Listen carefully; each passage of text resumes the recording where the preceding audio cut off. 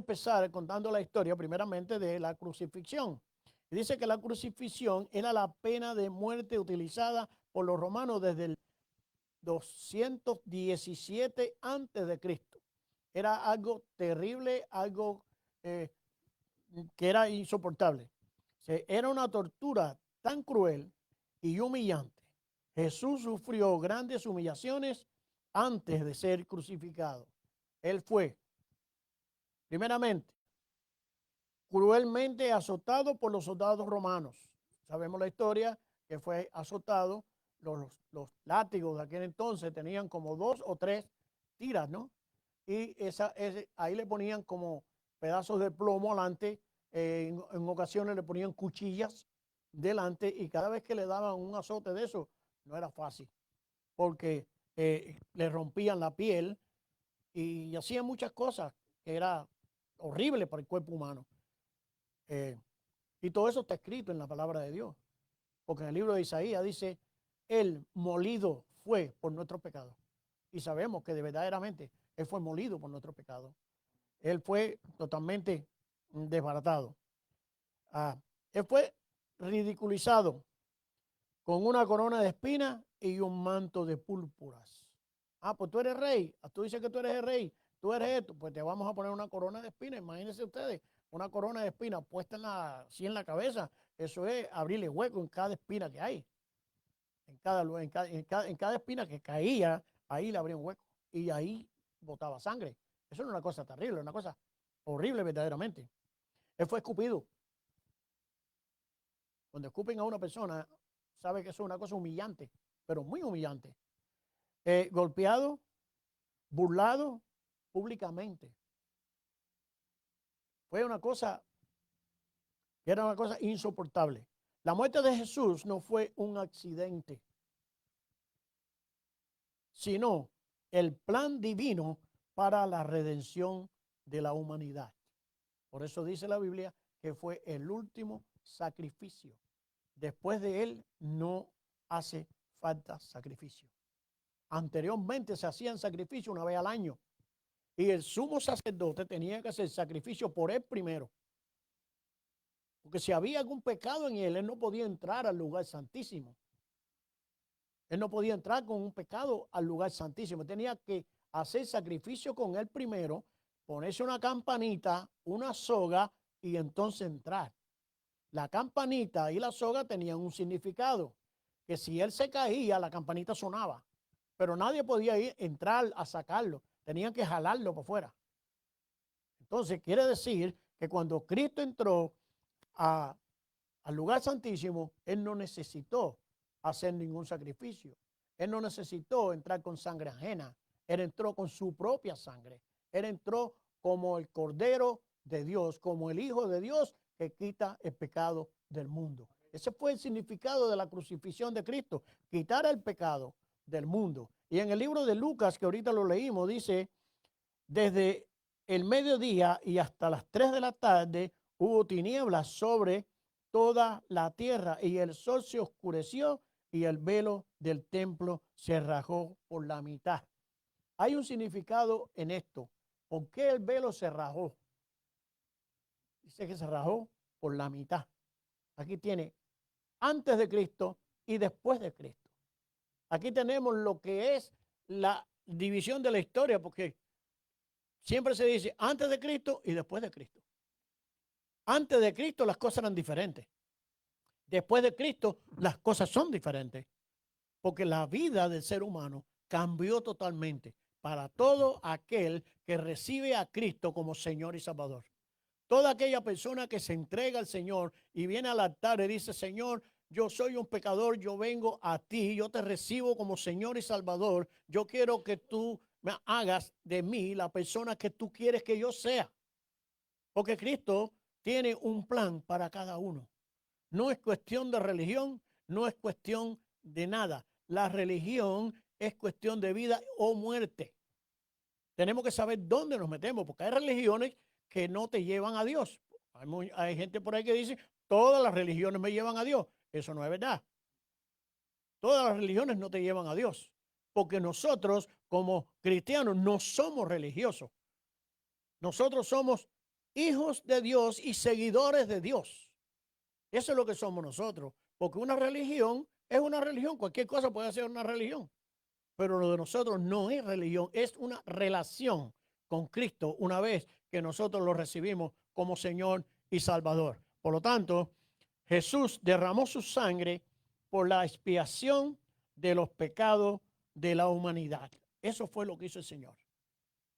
En el libro de Isaías dice, el Señor dice, yo no quiero más sacrificios. No quiero más sacrificios. Lo que quiero es obediencia. Eso es lo que nosotros tenemos que hacer. Y hoy es un día muy bueno, muy bonito, para nosotros recapacitar si en algo hemos fallado a Dios. Para nosotros recapacitar y decirle, Señor, perdóname porque he pecado contra ti y contra el cielo, como dijo el hijo pródigo. El hijo pródigo se encontró hasta lo último. Como decimos nosotros por ahí, tocó fondo. Y para que un judío esté apacentando cerdo, eso es una cosa fea para ellos. Además de eso, él tenía que comer de las migajas de los cerdos, o sea, de lo que botaban los cerdos. Y cuando él se dio cuenta, se levantó y dijo, me levantaré, iré y le diré. 3 cosas hizo el Señor, hizo este muchacho. Y eso es lo que nosotros tenemos que hacer en este día de hoy. Sabemos que hoy estamos celebrando la resurrección de Cristo, porque fue un día como hoy. A él lo crucificaron un viernes y se resucitó el domingo. Ahora, él hizo todo esto para la expiación de los pecados de la humanidad. Según los evangelios, su sangre tiene la capacidad de perdonar un número infinito de pecados. Es infinito. El Señor te perdona cualquier cosa que hayamos cometido. Muchas veces yo no voy a la iglesia porque me siento mal, me siento sucio, me siento sucia. Ese es el momento en que tenemos que venir a la iglesia. Ese es el momento donde tenemos que hacer la obra de Dios. Ese es el momento donde tenemos que decirle, Señor, yo no puedo solo. Yo no puedo hacer las cosas por mí. Yo necesito que tú me ayudes. Hay una palabra en la Biblia, un versículo en la Biblia, que dice, no te preocupes, yo te ayudo, dijo el Señor. Entonces tenemos que venir a Él y decirle, Señor, yo no puedo por mí. Yo no puedo por mí mismo. Yo necesito ayuda. Y hoy es un día especial, donde toda aquella persona que me está oyendo por la internet, toda aquella persona que me está oyendo, tiene la oportunidad de venir a Cristo y decirle, Señor, yo estoy aquí porque te necesito. Quienes ponen su fe en la sangre de nuestro Salvador, los que ponen su fe en Jesucristo, tienen la vida eterna con Cristo. Pero tenemos que poner nuestra fe en el Señor. Tenemos que poner nuestra fe que lo que Él hizo, no lo hizo en vano, ni lo hizo por el vecino, lo hizo por ti. Por supuesto, y por el vecino, ¿no? Pero lo hizo por ti. No solamente lo hizo por un grupito de personas, como hay algunas personas por ahí que dicen que solamente se van a salvar un poquito de personas nada más. No. El Señor derramó su sangre por todo el mundo, por la humanidad. Por eso derramó su sangre. En primera de Juan 1:7 dice, la sangre de Jesús, su Hijo, nos limpia de todo pecado. De todo pecado. No de un solo pecado. No, pastor, porque yo pego porque soy un borracho. El Señor te perdona. Solamente lo que tienes que hacer lo que dijo. Vete y no peques más. Ayer estábamos en una conferencia de matrimonio que fue una bendición. Una bendición. Te digo, ¿cuántas conferencias en 36 años yo podía haber estado? De matrimonio, de soltero, de todo. Porque yo soy de la gente que no me pierdo nada. Siempre algo se aprende. Y para mí fue un impacto. Porque verdaderamente es una cosa tremenda. Cuando nosotros buscamos la presencia de Dios, estemos donde estemos, que se predique la palabra de Dios. Porque no es solamente me voy a meter aquí porque ahí hablan de Dios. No, no, que se predique la palabra de Dios como está escrita. Porque la palabra de Dios dice, si crees como está escrito, de tu interior correrán ríos de agua viva. Eso dice la palabra de Dios. Entonces tenemos que ir a un lugar donde se predica la palabra. Por eso yo siempre le digo, cuando ustedes le predican a una persona, cuando ustedes le hablan a una persona, tráiganlo para acá. ¿Saben por qué? Porque aquí se sabe lo que se habla. Aquí nosotros no nos salimos de la Biblia. Decimos la verdad. Y decimos que la sangre de Jesucristo te limpia de todo pecado. Porque es lo que dice la palabra de Dios. Es lo que dice la Escritura. Entonces, así que cuando confesemos nuestro pecado a Dios, somos perdonados de nuestros pecados y limpiados de ellos por la sangre de Jesús. Somos perdonados y somos limpiados por la sangre del Señor Jesucristo. La palabra de Dios nos asegura que la sangre pura y sin pecado que Cristo derramó en la cruz purifica nuestro corazón de las malas conciencias y la expresión de sangre. Además, purifica nuestra conciencia. Es el único que puede hacerlo. El único que lo puede hacer es el Señor. Lo único que nosotros, la única cosa que tenemos para perdón de pecado se llama la sangre de Jesús. Dice que si nuestros pecados fueran rojos como carmesí, Él los hace blancos como la blanca lana. La blanca lana es linda, ¿no es verdad? Es blanquito. Así me dijo una hermana en la iglesia cuando yo me fui a bautizar, me enseñó un pañuelo blanco y me dijo, tu alma va a quedar así, de blanquita. Porque la sangre de Jesucristo nos limpia. Entonces, el sacrificio que Él hizo no fue un sacrificio en vano. Fue algo precioso que Él hizo y lo hizo por nosotros. Lo hizo por ti, lo hizo por mí, lo hizo por tu familia. Muchas veces no le hablamos a la familia porque son tremendos. Porque hay familias que son tremendos, no creas tú que no. No todos son buenos. Ni todos son malos tampoco. Pero hay familias que miren, como dicen por ahí, se las trae. Pero Él derramó su sangre por ellos también. Y el trabajo tuyo es dar de gracia a lo que por gracia recibiste. El Señor te perdonó. Eso lo hizo por gracia, no porque somos buenos. Porque verdaderamente ninguno de nosotros merecía estar aquí. Nosotros teníamos que estar clavados en la cruz del Calvario. Y Él lo hizo por gracia. Entonces da de gracia lo que por gracia recibiste. El Señor nos perdonó. Alguien oró por ti. Alguien tuvo años orando por ti. Por mí tuvieron 3 años y pico orando sin yo saberlo. Pero estaban orando por mí. Ahora te toca a ti orar por los demás. Porque da de gracia lo que por gracia recibiste.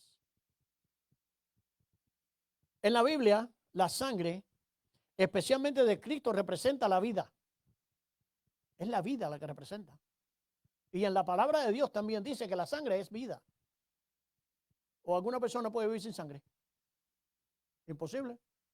Fíjense que hay personas que se quieren suicidar y lo que hacen es que se cortan la vena. O botar la sangre. Cuando bota la sangre te llegó.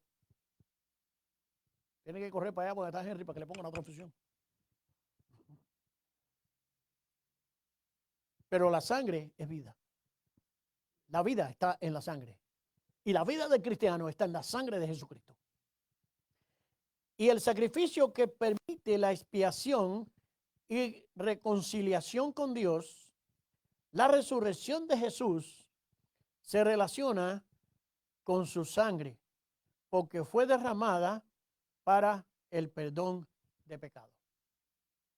La vida de nosotros se relaciona con la sangre de Cristo porque fue derramada para perdón de los pecados. ¿Algún pecador para el cielo? ¿De acuerdo con lo que dice la Biblia? Si se arrepiente, sí, pero de lo contrario, no. Entonces, si va al cielo, ¿qué cosa es? Muerte. Y dice en el libro de Romanos, creo que es, que todo pecador no se salva. Nosotros tenemos que buscar la manera de salvarnos. La resurrección es una manifestación de su victoria sobre la muerte y el pecado.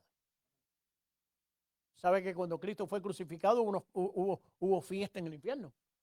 Ya matamos al Hijo de Dios. Ahora sí estamos bien. Pero no sabía que había una carta debajo de la manga, que ellos no lo sabían. Y cuando menos se lo esperaban, estaban todos reunidos ahí, hubo unos pasos fuertes en el piso, y era el Hijo de Dios que fue al infierno y le quitó el acta y el decreto que el diablo tenía contra nosotros. Y todo esto lo pudo hacer por su sangre, por su sacrificio. Y ahí fuimos nosotros libertados de toda culpa. Ahora venimos, la resurrección de Jesús es un evento central de la fe cristiana. Sin resurrección no hay cristianismo. Porque ¿cómo va a haber cristianismo si no tenemos algo en qué basarnos?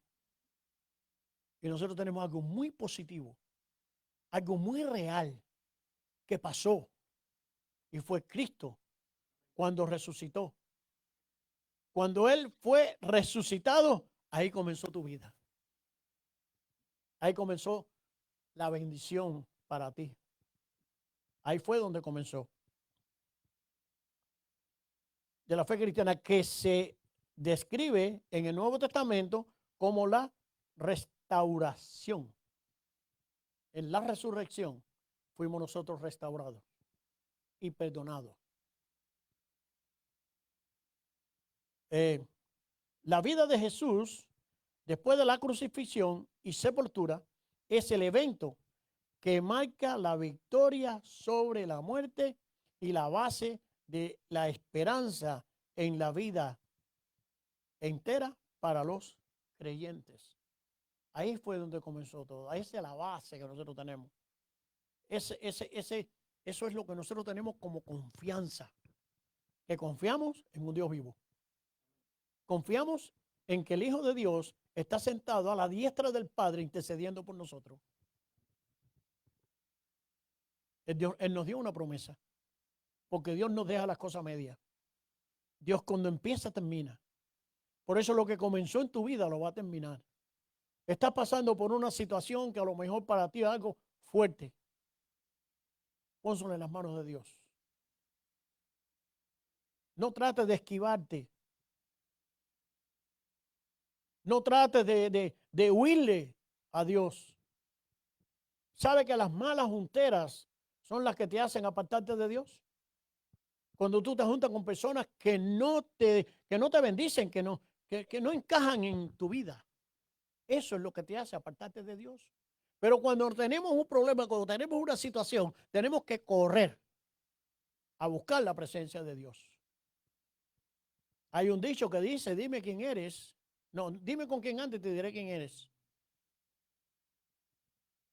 Deja que el Señor sea el que haga la obra en ti. En el Nuevo Testamento, después de que los romanos crucificaron a Jesús, Él fue humillado y enterrado en una tumba nueva por José de Arimatea. Hay una palabra en la Biblia que dice, bueno, la tradición era que cuando estaban crucificados le rompían las piernas. ¿Estás seguro que estaba muerto? Le rompían las piernas. Y hay en la palabra de Dios que dice que a él nadie le iba a romper los huesos y que iba a ser enterrado como rico. José de Arimatea era un centurión. Era como un cristiano de la secreta. Porque él, él, él creía en Cristo, pero no lo podía hacer público. Porque si no, acababan con él, siendo él la posición que él tenía. Y José de Arimatea llegó donde estaba Poncio Pilato, le dije, dame el cadáver, ya el hombre murió. Dame el cadáver para yo enterrarlo en una tumba que yo tengo. Y así fue. Lo enterraron en una tumba nueva. Pero Dios lo resucitó de entre los muertos. Y se apareció a muchas personas. En un lapso de 40 días antes de la ascensión al cielo. para sentarse a la diestra del Padre. Dice que cuando él estaba siendo tomado arriba, que ya se estaba yendo, habían como unas 500 personas, más o menos viéndolo, que se iba. Dice que dos ángeles con dos varones con vestidura blanca se pararon y le dijeron: varones Galileo, ¿por qué miras al cielo? Si ese mismo Jesús que tú estás viendo irse al cielo, él vendrá. Entonces no solamente fue lo que hizo en la cruz, no solamente fue su crucifixión, no solamente fue su resurrección, sino que él viene nuevamente a rescatarte a ti de aquí, de esta tierra. Él viene a llevarte con él, para que vivamos con él toda la eternidad. O sea que el trabajo no se ha acabado todavía. El trabajo todavía sigue. Y cuando él venga a rescatar, te dice la palabra de Dios que vamos a tener la cena del Cordero. Una mesa muy grande y él mismo nos servirá. Fíjense porque ustedes vean, nació como niño, él dejó su trono, él dejó su gloria, él lo dejó todo, nació como niño, se crió como niño, se crió como joven, hasta llegar a tener el ministerio a los 33 años. Su ministerio duró 3 años y medio, porque a los 33 años y medio fue crucificado. Pero comenzó su ministerio, lo crucificaron, pero ahí no terminó.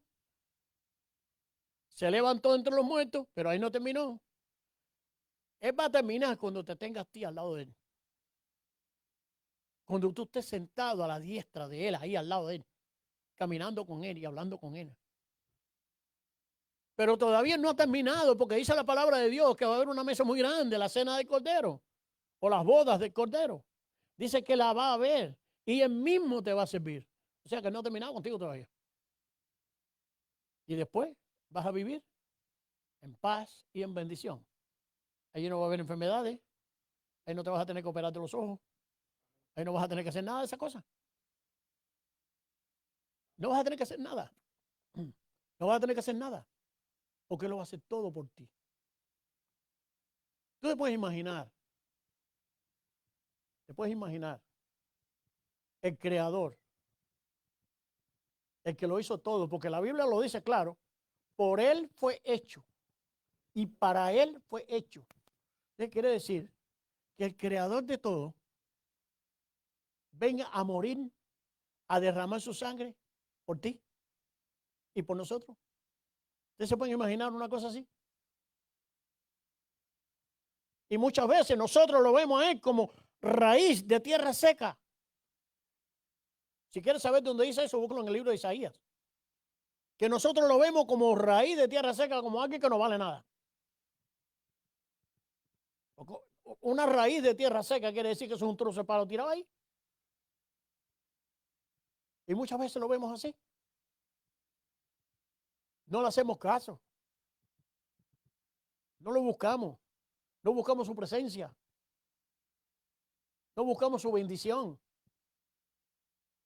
No buscamos nada. Yo quiero que veamos un pequeño video que tenemos ahí. Y ponle atención.